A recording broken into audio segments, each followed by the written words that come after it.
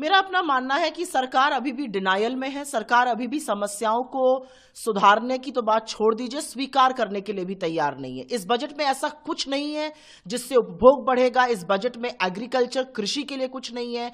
इस बजट में 42 बार वित्त मंत्री ने प्रधानमंत्री बोला, लेकिन एक बार भी नौकरी, जॉब्स या एम्प्लॉयमेंट नहीं बोला।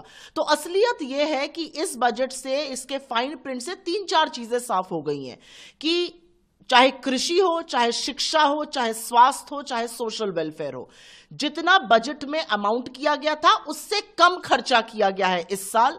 और फिर आते हैं डिफेंस पे, फर्टिलाइजर पे और फूड सब्सिडी पर।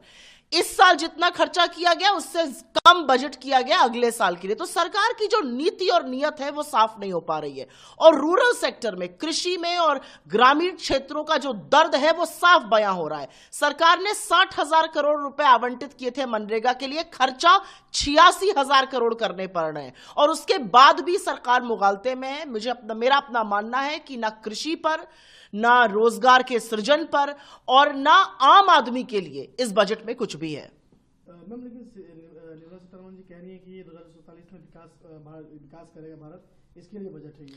नहीं, ऐसे जुमले तो हम 10 साल से सुन रहे हैं। 2022 में 5 ट्रिलियन इकोनॉमी हो जानी थी, हर साल 2 करोड़ रोजगार बनने थे, हर सबके सिर पर छत हो जानी थी। ऐसे जुमले हम सुन रहे हैं। और निर्मला सीतारमण जी ने एक और जुमला आज बोला।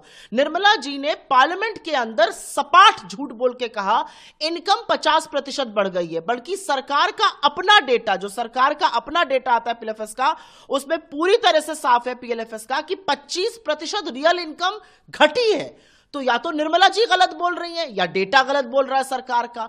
तो इस तरह के जुमले, इस तरह का झूठ 10 साल का पर्याय बन चुके हैं। एक बार फिर निराशा हाथ लगी है कि ना रोजगार के लिए, ना किसानों के लिए, ना गरीबों के लिए, महिलाओं के लिए कुछ नहीं किया गया।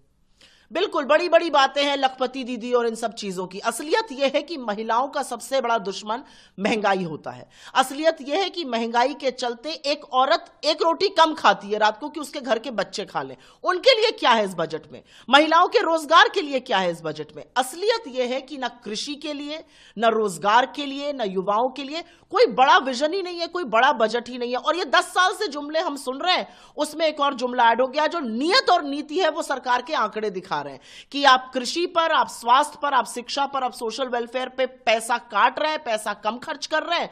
और अगले साल के लिए भी food subsidy, fertiliser subsidy, defence तक पे खर्चा कम करने की बात हो रही है। तो ये किस तरह से विकसित भारत का बजट है, ये शायद सिर्फ निर्मला जी और जुमलेबाजों की टोली ही बता सकती है।